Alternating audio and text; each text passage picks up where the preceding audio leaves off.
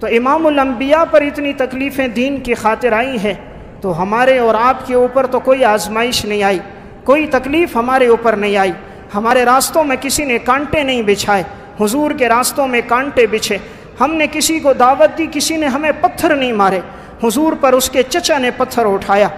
ہم نے کبھی ایسا نہیں ہوا کہ ہم نے دعوت دی ہو اور ہماری بیٹیوں کو کسی نے طلاق دے دی ہو، لیکن حضور پر وہ دن بھی آیا جب قرآن کریم کی یہ صورت نازل ہوئی تبت یدا، کہ جس میں اللہ رب العزت نے کہا ابو لہب کے دونوں ہاتھ ٹوٹ جائیں، کہ ابو لہب ما اغنا عنہ مالہ وما کسب، اس کا مال اس کو کام نہیں آئے گا، اس کی اولاد اس کو کام نہیں آئے گی۔ تو اللہ رب العزت نے جب قرآن کریم میں اس کی مذمت کی تو ابو لہب نے اپنے دونوں بیٹوں سے کہا، عتبہ اور عتیبہ سے، کہ تم نے محمد کی جو 2 بیٹیوں سے نکاح کیا ان کو فوراً طلاق دے دو۔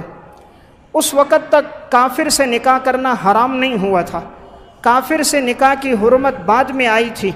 آپ صلی اللہ علیہ وسلم کی یہ 2 بیٹیاں ام کلثوم اور رقیہ، ان میں سے ایک کا نکاح عتبہ سے ہوا تھا، دوسرے کا نکاح عتیبہ سے ہوا تھا۔ یہ دونوں ابو لہب کے بیٹے تھے، ابھی رخصتی نہیں ہوئی تھی، رخصتی باقی تھی۔ جب یہ سورہ لہب نازل ہوئی تو یہ دونوں گئے، آپ صلی اللہ علیہ وسلم حرم میں تھے، معاذ اللہ حضور کو گریبان سے پکڑا، آپ کا گریبان پھاڑا، آپ کے چہرے کی طرف تھوکا اور کہا محمد ہم تیری بیٹی کو طلاق دیتے ہیں۔ ایک نے بھی طلاق دی، دوسرے نے بھی طلاق دی۔ ہماری بیٹیوں کو تو کبھی دین کے لیے طلاقیں نہیں دی گئی، لیکن محمد الرسول اللہ پہ وہ دن بھی آئے کہ جب آپ نے حرم میں دعوت دی ہے تو آپ کے سگے چچا کے بیٹوں نے آپ صلی اللہ علیہ وسلم کے سامنے کیا حرکتیں کی کہ گریبان بھی پھاڑے، دھتکارا بھی، اور آپ کی بیٹیوں کو طلاق دے دی۔ آپ کسی کو بد دعا نہیں کرتے تھے، لیکن جب اس ظالم نے حدود پار کر دیے تو آپ نے اس موقع پر فرما دیا اللہم سلط علیہ کلبا من کلابک، اے اللہ اپنے کتوں میں سے ایک کتا اس پر مسلط کر دے، کہ اس کو اتنا احترام نہیں ہے، اللہ کا نبی ہے اور یہ نبی کے اوپر ہاتھ اٹھا رہا ہے۔ آپ نے جو یہ کہہ دیا تو اسے پتہ چل گیا تھا محمد جو کہتا ہے وہ ہوتا ہے۔ کافر بھی سمجھتا تھا محمد کی زبان سے جو نکلتا ہے وہ پورا ہوتا ہے۔ اب یہ جب بھی جاتا تو اپنے ساتھ گارڈ رکھتا، محافظ رکھتا، تاکہ کوئی کتا کوئی شیر میرے اوپر حملہ نہ کر دے۔ بعض روایات میں شیر کا لفظ ہے، بعض میں کتے کا لفظ ہے۔ شام کے سفر میں گیا، یہ لوگوں کے درمیان میں سوتا تھا تاکہ میرے اوپر کوئی حملہ نہ کرے، لیکن ایک دن یہ سویا ہوا تھا، اس کے محافظ بھی موجود تھے، اچانک ایک شیر آیا، سب کو سونگتا رہا، کسی کو کچھ نہ کہا، اور اس کے جسم پہ آیا اور چیر پھاڑ کے رکھ دیا۔ تو اللہ تعالیٰ نے اس ظالم کو سزا دے دی۔ تو میں عرض کر رہا تھا یہ دین جو ہم تک پہنچا لقد اوذیت فی اللہ وما یؤذی احد، حضور نے فرمایا جتنا مجھے اذیتیں دی گئی کسی کو اذیتیں نہیں دی گئی، وما اخفت فی اللہ وما یخاف احد، جتنا مجھے اسلام کے لیے ڈرایا دھمکایا گیا کسی کو نہیں کیا۔ آپ صلی اللہ علیہ وسلم پر وہ دن بھی آیا، غزوہ احد کا موقع ہے۔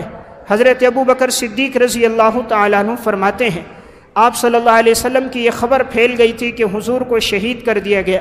میں حضور کو تلاش کر رہا تھا، تلاش کرتے کرتے آگے بڑھا تو پتہ چلا آپ صلی اللہ علیہ وسلم فلاں جگہ پر زخمی ہیں۔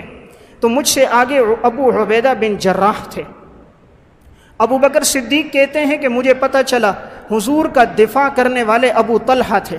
ابو طلحہ انصاری وہ تھے جنہوں نے احد کے موقع پر آپ صلی اللہ علیہ وسلم کے سامنے یوں کھڑے تھے، جہاں سے تیر آتا اپنے ہاتھوں پہ برداشت کرتے، جہاں سے تیر آتا اپنے جسم کو آگے کرتے۔ 70 سے زیادہ زخم ان کو تیروں کے، تلواروں کے، نیزوں کے لگے تھے احد میں، یہاں تک کہ زخم اتنے زیادہ لگ گئے برداشت نہ ہوا تو نیچے گر گئے۔ آخر ان کے جسم کے نشانات دیکھ کر سب کو ترس آیا تھا، کہا آج تو احد میں ابو طلحہ بازی لے گیا۔